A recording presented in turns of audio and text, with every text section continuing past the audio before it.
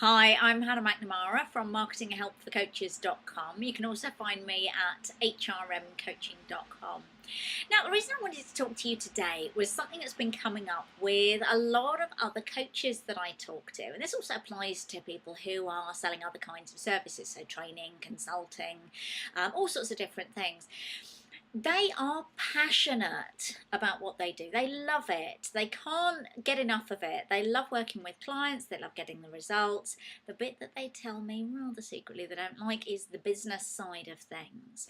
And it got me thinking back to when I read a book called The E-Myth Revisited. And in that, you probably come across it yourself.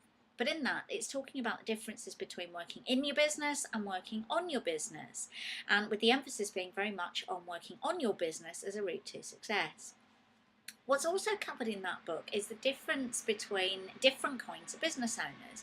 Essentially, we've got people who are self-employed, so people who are technical specialists. They do what they do very, very well. The business depends very, very much on the services that they provide. And also we've got people who are, in essence, business owners because the business can operate without them. What I find with the industry that I'm in, with coaching and training, is that it attracts a lot of people who are the technical experts in what they do. They're very, very good at coaching, they're very good at training, they're very good at getting the results with people. But the area where they're not so strong is the other sides of business. And I see this coming up quite a lot with people who've come from a background in, say, psychology or education, where they don't necessarily have the business background. Now, one of the things that this throws up is the problems that they have when it comes to growing their business, because unless you've actually had a business background, you don't know what you don't know.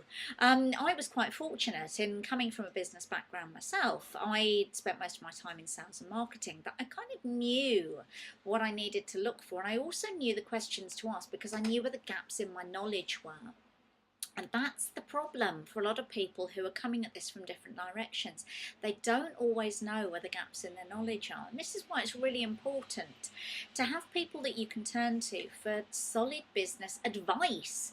Not just coaching around it, but proper advice. Advice on what to do and also what to stop doing.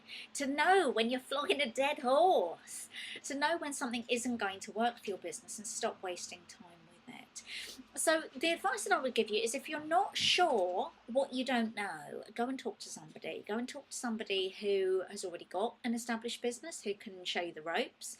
Talk to somebody who is a business advisor or a mentor. Pick up a book on running a business. Move outside of your specialist area and actually look at the business skills that you need to have in order to run a successful business, because only then will you know where the gaps are and where you can seek out the right kind of information, and also stop feeling so overwhelmed with all of those messages that pop up in your inbox that all seem very attractive but also very, very distracting. So get outside of your comfort zone. The advice that I would give to you if you're in this sort of situation yourself is, do seek out some help, get some good advice, because if you don't know what you don't know, it's not your fault, and it's something that's fairly easy to fix. And if you are a coach yourself, or you provide coaching as part of what you do, you might be interested to know about a series that we've got coming up. We've been doing quite a lot of research into the coaching market and seeing what's happening out there in the big wide world, and also looking at what makes the difference between the coaches who go on to be very successful and also the ones who have a bit of a so-so business. So do watch out for that. If you put your details into the box, we can put you on the mailing list to receive details of that. So when you do that now, pop details in the box now. I'm Hannah McNamara, and as I said before, you can find me at marketinghelpforcoaches.com or hrmcoaching.com. Take care.